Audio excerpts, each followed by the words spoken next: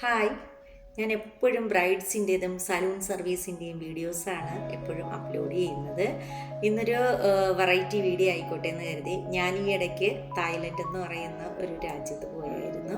അപ്പോൾ അതിൻ്റെ കുറേ വിശേഷങ്ങളും ഞാൻ അവിടെ എന്തൊക്കെ കണ്ടു, അവിടെ എന്തൊക്കെയാണ് നമ്മുടെ ക്യാഷിന് അഫോർഡബിൾ ആയിട്ടുള്ളത്, പിന്നെ അവിടുത്തെ വെറൈറ്റി ഐറ്റംസ് എന്തൊക്കെയാണ്, അങ്ങനെ കുറേ കാര്യങ്ങൾ കണ്ടതിൽ വെച്ചിട്ട് എനിക്ക് ഇഷ്ടപ്പെട്ടതും ഞാൻ പോയ സ്ഥലങ്ങളെക്കുറിച്ചുള്ള ഒരു ഡീറ്റെയിൽസ് ആയിട്ടുള്ള വീഡിയോ ഒരു 3-4 ഘട്ടം ഘട്ടമായിട്ട്, അതായത് ഞാൻ 4 ദിവസമായിട്ടുള്ള ഒരു 5 ഡേയ്സ് ട്രിപ്പ് 5ൻ്റെ അന്ന് നാട്ടിലെത്തിയായിരുന്നു. ആ ഒരു ട്രിപ്പിൻ്റെ ഒരു എക്സ്പ്ലനേഷൻ എന്ന വണ്ണം ഞാൻ ഓരോ ദിവസം ഓരോ വീഡിയോസ് ഇടുന്നതാണ്. അപ്പോൾ നിങ്ങളെല്ലാവരും വീഡിയോസ് സ്കിപ്പ് അടിക്കാണ്ട് കാണുക. തായ്ലൻഡിൽ നമുക്ക് എങ്ങനെയെല്ലാം നമ്മുടെ എന്തൊക്കെ കാണാം, നമ്മുടെ ക്യാഷ് എങ്ങനെ വിനിമയം ചെയ്യാം, നമുക്കവിടെ എന്താണ് നമ്മുടെ നാട്ടിൽ നിന്നുള്ള സ്പെഷ്യലായിട്ട് മേടിക്കാൻ കഴിയുന്നത്, അങ്ങനെ കുറച്ച് വീഡിയോസാണ്. ഫുഡിൻ്റെ കുറേ വെറൈറ്റി ഐറ്റംസ്, പിന്നെ കുറേ കാര്യങ്ങൾ നമ്മുടെ ഇന്ത്യയിൽ നിന്നും അവിടുത്തെ സ്ഥലങ്ങൾ എങ്ങനെ വളരെ വ്യത്യസ്തമായിരിക്കും എന്നുള്ളൊരു വീഡിയോ ആണ്. അപ്പോൾ ഞാനിനി വീഡിയോയിലോട്ട് പോവുകയാണ്. കൊച്ചി ഇൻ്റർനാഷണൽ എയർപോർട്ടിൽ നിന്നാണ് ഞങ്ങളുടെ തായ്ലൻഡിലേക്കുള്ള യാത്ര സ്റ്റാർട്ട് ചെയ്യാൻ പോകുന്നത്. ഞങ്ങൾ ട്രിവാൻഡ്രത്ത് നിന്നും ഉച്ചയ്ക്ക് 3 മണിയായപ്പോൾ തന്നെ അവിടെ എത്തിച്ചേർന്നായിരുന്നു. ഓപ്പോസിറ്റുള്ളൊരു ഹോട്ടലിൽ റൂം എടുത്തൊന്ന് ഫ്രഷപ്പായി. അതിനുശേഷം നൈറ്റ് 10:30 റിപ്പോർട്ട് ചെയ്യാനാണ് പറഞ്ഞിട്ടുള്ളത്. അതായത് 2 o'clock ഫ്ലൈറ്റാണ്. അപ്പോൾ ടെർമിനൽ 3 ഞങ്ങളോട് വരാൻ പറഞ്ഞിട്ടുണ്ട്. അതനുസരിച്ച് ഞങ്ങൾ നൈറ്റ് 10:30 ആയപ്പോൾ തന്നെ എയർപോർട്ടിൽ എത്തിച്ചേർന്നു. എല്ലാവരും നല്ല ഹാപ്പിയിലാണ് കേട്ടോ.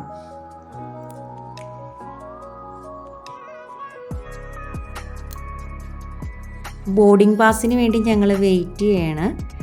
ബോർഡിംഗ് പാസ് എടുത്ത ശേഷം പിന്നെ എമിഗ്രേഷൻ ക്ലിയറൻസ് ഉണ്ട്. അപ്പോൾ അതെല്ലാം കഴിഞ്ഞു. 1 വെയിറ്റ് ചെയ്യാൻ പറഞ്ഞിട്ടുണ്ട്. 1 ഞങ്ങളുടെ ഫ്ലൈറ്റ്. അങ്ങനെ ഞങ്ങൾ 1 വെയിറ്റ് ചെയ്തിരിക്കുകയാണ്. പെട്ടെന്ന് ചേഞ്ചിങ് ആയി 4 ചേഞ്ച് ആയിക്കൊള്ളാൻ പറഞ്ഞത്. അപ്പം ഞങ്ങൾ 4 പിന്നെ ചേഞ്ചായി പോവുകയാണ്. ഈ ഒരു യാത്ര ഞാൻ തീരുമാനിച്ചത് മോളുടെ ഇഷ്ടപ്രകാരമാണ് കേട്ടോ. പുള്ളിക്കാരിയുടെ 18th ബർത്ത്ഡേ ആയിരുന്നു. അപ്പോൾ അത് സംബന്ധിച്ചൊരു ഇൻ്റർനാഷണൽ ട്രിപ്പ് ആകുമ്പോൾ ഒന്ന് പ്ലാൻ ചെയ്യാമോ എന്ന് ചോദിച്ചു. അങ്ങനെ ഞങ്ങളെടുത്തൊരു ഡിസിഷനായിരുന്നു പെട്ടെന്ന്. ഞങ്ങളങ്ങനെ ഫ്ലൈറ്റിലോട്ട് കയറാൻ പോവുകയാണ്.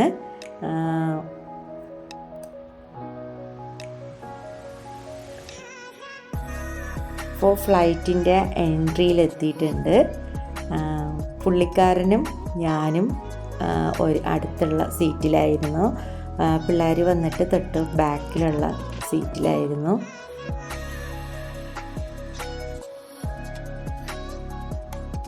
പുറത്തെ കാഴ്ചകളൊന്നും കാണാൻ പറ്റുന്നില്ല.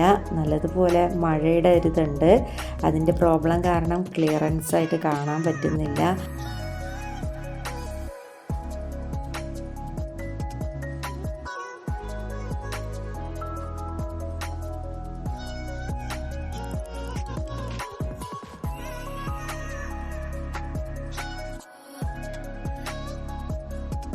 ഇനി ക്യാബിൻ ക്രൂവിൻ്റെ കുറച്ച് ഇൻസ്ട്രക്ഷൻസ് ആണ്. പക്ഷേ അത് വീഡിയോസ് എടുക്കല്ലെന്ന് പറഞ്ഞു. അതുകൊണ്ട് എനിക്ക് എടുക്കാൻ സാധിച്ചില്ല.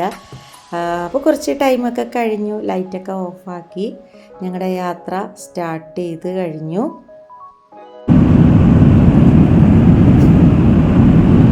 ഒരൊക്കെ എത്തിയപ്പോൾ തന്നെ ഞങ്ങൾ ലാൻഡിങ്ങിനായിട്ട് എത്തിച്ചേർന്നു.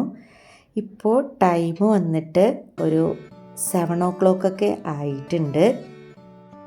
അങ്ങനെ ഞങ്ങൾ ഡോൺ മുവാങ് എയർപോർട്ടിൽ ലാൻഡ് ചെയ്തിരിക്കുകയാണ്.